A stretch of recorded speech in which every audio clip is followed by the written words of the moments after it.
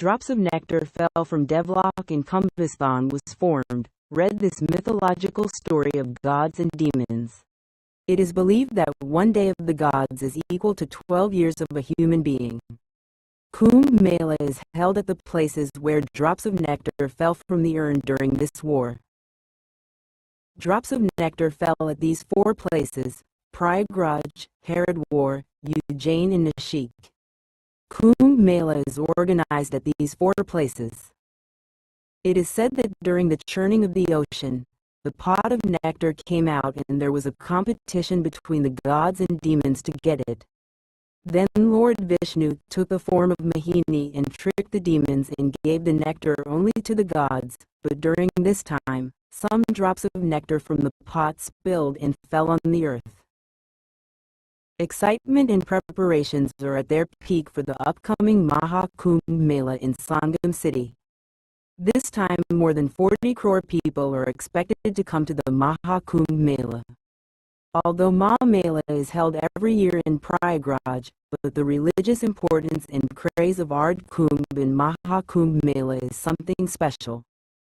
Ard Kumbh is held every 6 years and Mahakumbh is held every 12 years. Do you know what is the importance of Mahakumbh and what is the mythological story behind it? If you don't know, then this story is for you. Know about it in detail. The story of Maharishi Durvasa, the story of Kadru Vinata, the story of Samudra Manthan. The first story is related to Indra, in which the divine garland given by Durvasa was insulted unbearably. Indra placed the garland on Airavat's head and Airavat pulled it down and crushed it with his feet. Durvasa consequently gave a terrible curse, due to which there was chaos in the whole world. The people were in distress due to lack of rain and famine. By the grace of Narayan, Lakshmi appeared through the process of churning the ocean, due to which rain started and the suffering of the farmers was over. The demons, deprived of the nectar, hid the kumbh in Nagaloka, from where Garuda rescued it, and in the same context, the places where he kept the pot before reaching Shursagar became famous as kumbh sites. The second story is related to the rivalry between Prajapati Kashyap's 2 wives. The dispute was on whether the sun's horses were black or white. Whoever's statement turns out to be false will become a slave. Kadru's son was Nagaraj Vasu and Vinata's son was Vainateya Garuda. Kadru inspired her Naga clan and covered the sun's horses with their blackness. As a result, Vinata lost. To free herself from the helpless plight of being a slave, Vinata asked her son Garuda, but he asked how this could be done. Kadru laid a condition that whenever anyone brings the Amrit Kumbh pot, protected by Vasuki from Nagaloka, I will free him from slavery. Vinata entrusted this responsibility to her son, in which he succeeded. Garuda, carrying the Amrit Kalash, went to the earth and headed for the ashram of his father Kashyap Muni, situated on Gandhamadana mountain in Uttarakhand. On the other hand, Vasuki informed Indra. Indra attacked Garuda 4 times and the nectar of the pot spilled at the 4 famous places, which gave birth to the concept of Kumbh festival.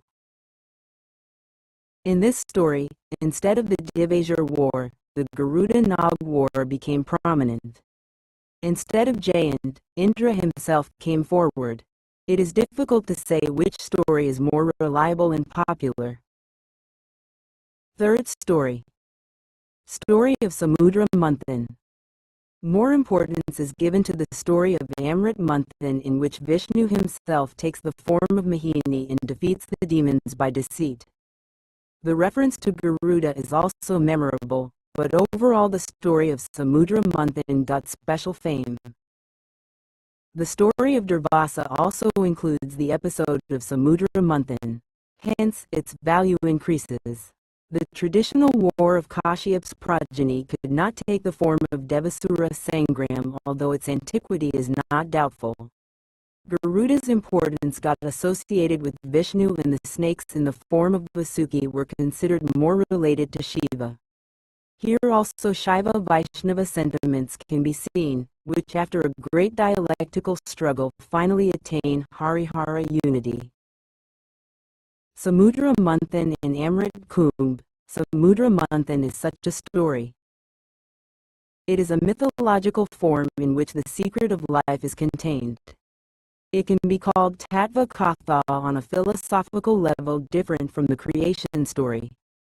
The long experience of thousands of years has been given a wonderful symbolic language in which a harsh role of conflict and struggle has been adopted. The eternal form of the reality is also reflected in it. This story is given in chapters 17 and 18 of the Mahabharata, and in comparison to many Puranas, Mahabharata has been given a spiritual form.